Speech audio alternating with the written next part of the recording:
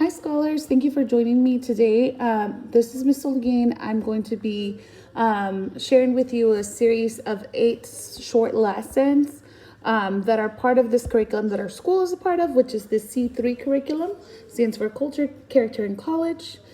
These lessons are short, but they're important for our college readiness and to really kind of start thinking about the things that we need to be thinking about in order to be ready for college. And so for today, we're going to be talking about something called a personal purpose statement.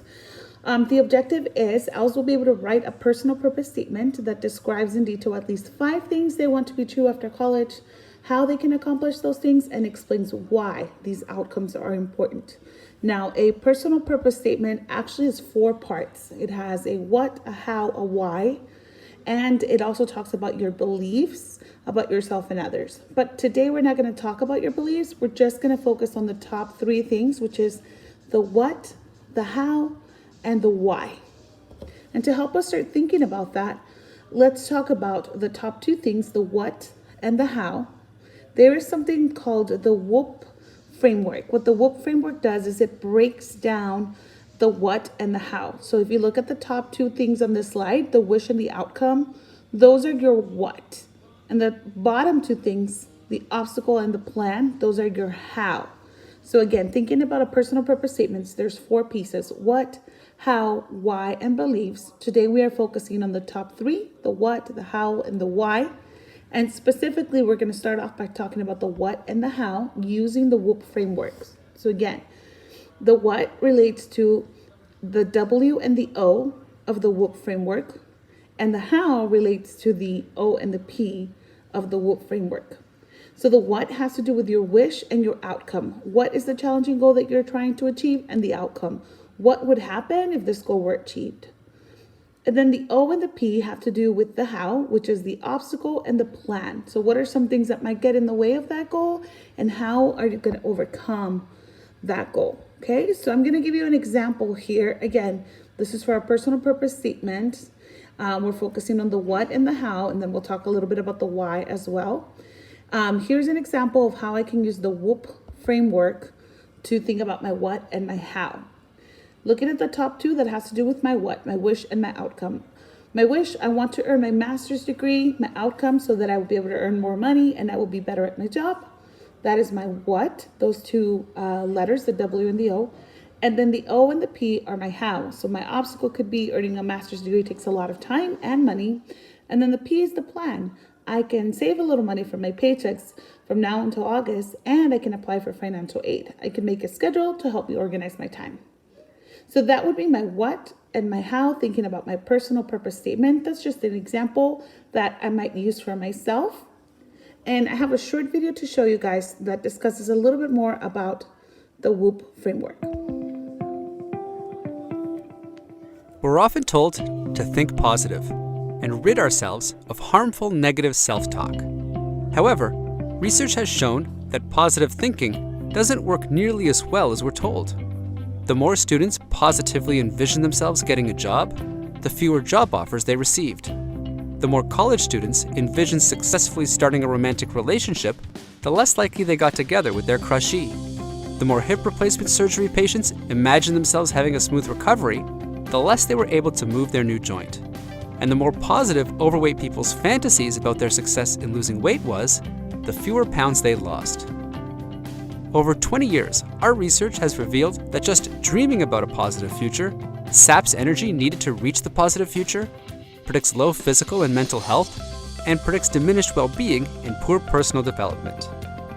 But we can perform better if we combine the pleasurable task of envisioning the desired future with additional steps, acknowledging the obstacles we need to surmount, and planning exactly how we will overcome these obstacles.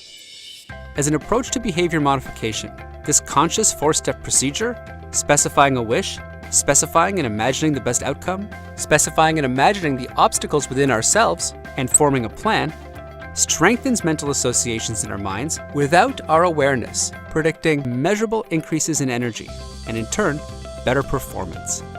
We call this method WHOOP. To test WHOOP, we gave a group of high school students preparing to take an important standardized test a short exercise incorporating WHOOP. while a second group received a placebo. Students exposed to WHOOP completed over 60% more practice questions than participants in the control group. In another study, we gave one group of middle-aged women information about the benefits of a healthy diet, and another group the same information plus WHOOP. For a period of up to 2 years, the women who were taught WHOOP ate more fruits and vegetables than those in the information-only group. Other intervention studies have shown that people who use this method are losing weight, getting better grades, become successful negotiators, and improve their relationships. The magic of WHOOP is that by automating cognition, emotion, and behavior, it triggers people to become motivationally intelligent. It is low cost, easy to use, and can be applied to different life domains and across demographics.